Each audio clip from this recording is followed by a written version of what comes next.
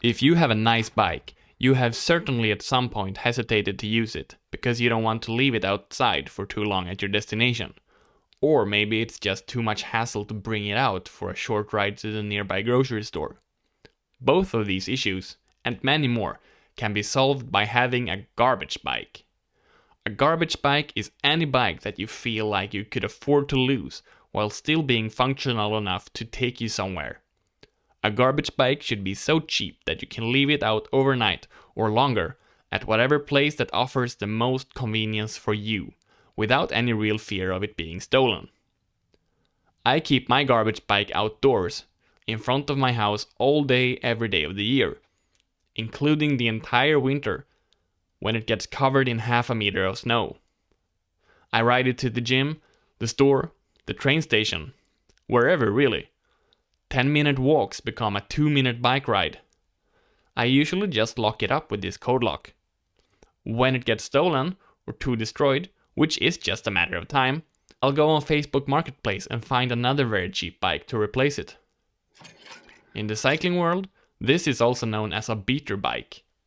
And to normal people, I think it's just called a normal bike. But for the purposes of this video, I like to call it a garbage bike. This is how most people treat their average bicycle, right? They buy cheap, bad bikes and ride it short distances. That's great, much better than driving a car all the time, and much faster than walking, even if you're just barely pedaling. But I also think this is a reason why most people don't see themselves as bike enjoyers. They have never tried riding on a really enjoyable bike, and they only ride when they need to get somewhere. But that's another topic. Today we are celebrating the garbage bike. Everyone should have one. They are great at what they do. Depending on where you live and how much money you want to spend, your garbage bike might actually be a great bike. What is or isn't a garbage bike is always relative. But this is my garbage bike. I bought it for $15 from a teenage boy who had spray painted it himself. You probably think he stole it. Shame on you, you ageist. He wrote on Facebook Marketplace that this bike is a chick magnet, which I disagree with. When I pedal it, it makes the weirdest noises. I can sometimes make it slightly more quiet if I flip the pedals, but not really. It always sounds like a crying dog.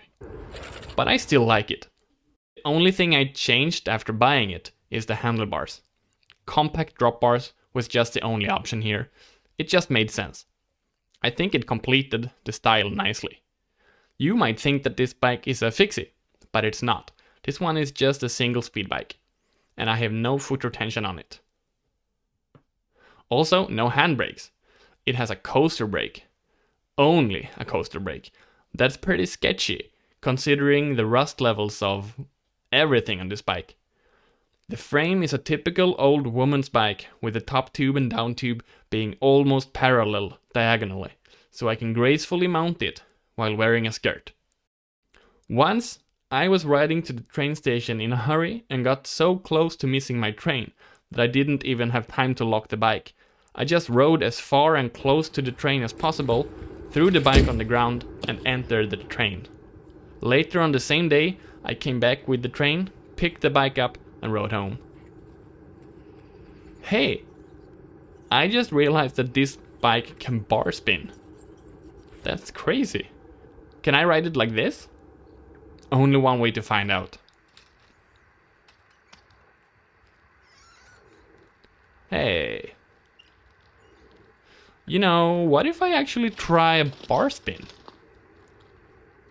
I have never attempted that before, ever. Okay, watch my first ever bar spin attempts on the best worst bike in the world.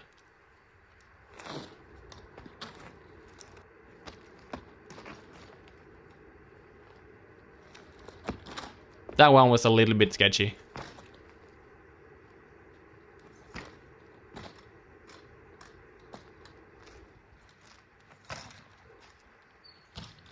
Not bad. Okay, that was actually fun.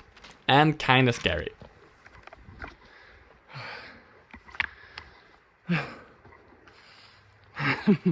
Maybe with a helmet.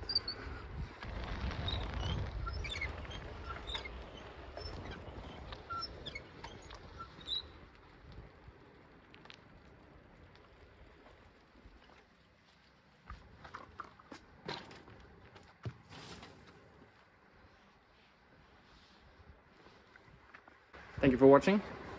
There should be a video right here, another one right here. You should check out one of them.